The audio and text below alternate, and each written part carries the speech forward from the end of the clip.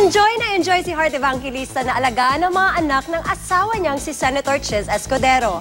Plano na kaya nilang magka-baby? And how true na all set na rin ang kanilang second wedding? Yan ang chika ni Nelson Conlas. Matamis ang mga ngiti ni Senator Chis Escudero at Heart Evangelista nang tanungin ng GMA News kung totoo ang balitang magkakaroon sila ng second wedding. Nag-ugat ang balita ng matuldukan na ang alitan ni Heart at ng kanyang mga magulang. Matatandang hindi dumating ang mga magulang ni Heart nang ikasal sila ng senador sa Balisin noong Pebrero, pero kamakailan ay dinalaw na si Heart ng kanyang mga magulang sa kanilang tahanan ng senador. Meron daw po kayong second wedding. Alam mo, nagtanong sa akin ng date nun. Hindi naman. Gusto lang namin magkaroon ng pag-celebrate namin siguro yung anniversary namin.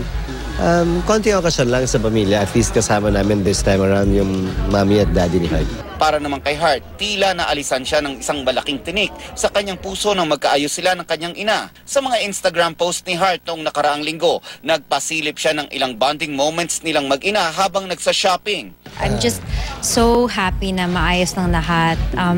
Sarap pala ng buhay na walang problema. So, ini-enjoy ko siya. Yes. All is well. Yeah, finally. Masaya si Heart sa pag-aalaga sa mga supling ni Senator Chis. Nagbibigay daw siya ng quality time sa mga ito, lalo na tuwing weekend kung saan maluwag ang kanyang schedule. Plano na rin ba ni Heart at ng senador na sila naman ang magkaroon ng baby ngayong taon? Baby, siguro end of next year pa ako. Dami pa akong kailangan gawin. Nelson Conlas, updated sa Showbiz Happenings.